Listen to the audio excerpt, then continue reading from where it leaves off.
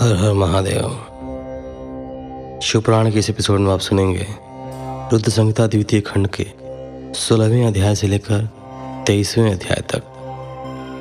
16वां अध्याय, रुद्रदेव का सती से विवाह। ब्रह्मा जी बोले, श्री विष्णु सहित अनेक देवी देवताओं और ऋषि मुनियों द्वारा की गई स्तुति सुनकर सृष्टिकर्ता शिव जी ने प्रसन्नतापूर्वक हम सबके आगमन का कारण पूछा। रुद्रदेव बोले, हे हरे, हे देवताओं और महर्षियों, मुझे अपने कैलाश पर आगमन के विषय में बताइए। आप लोग यहाँ किस लिए आए हैं और आपको कौन सा कार्य है, कृपया मुझे बताइए। मुने, महादेव जी के इस प्रकार पूछने पर भगवान विष्णु की आज्ञा से मैंने इस प्रकार निवेदन किया। मैं बोला, हे देवाधिदेव महादेव, करुणा सागर, हम सब यहाँ आपकी सहायता मांगने के लिए आए हैं। भगवान, हम तीन होते हुए भी एक हैं। सृष्टि के चक्र को नियमित तथा सुचारू रूप से चलाने के लिए हम एक दूसरे के सहयोगी की तरह कार्य करते हैं। हम एक दूसरे के सहायक हैं। हम तीनों के परस्पर सहयोग के फलस्वरूप ही जगत के सभी कार्य संपन्न होते हैं। महेश्वर, कुछ असुरों का वध मेरे द्वारा तथा कुछ असुरों का वध श्री हरि द्वारा निश्चित है।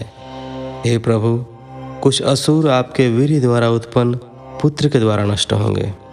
हे भगवान, आप घोर असुरों का विनाश कर जगत को स्वास्थ्य व अभय प्रदान करते हैं।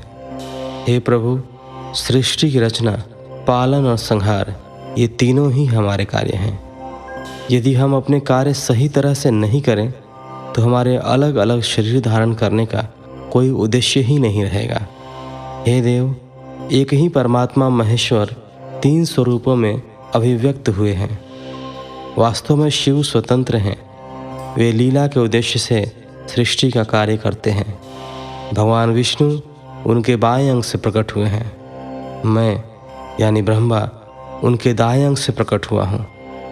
रुद्रदेव उनके हृदय से प्रकट हुए हैं, इसलिए वे ही भगवान शिव का पूर्ण रूप हैं। उनकी आज्ञा के अनुसार मैं सृष्टि की रचना और विष्णु जी जगत का पालन करते हैं। हम अपना कार्य करते हुए विवाह कर सपत्नीक हो गए हैं। अतः आप भी विश्व हित के लिए परम सुंदरी को पत्नी के रूप में ग्रहण करें। हे महेश्वर, पूर्व काल में आपने शिव रूप में हमें एक बात कही थी। आपने कहा,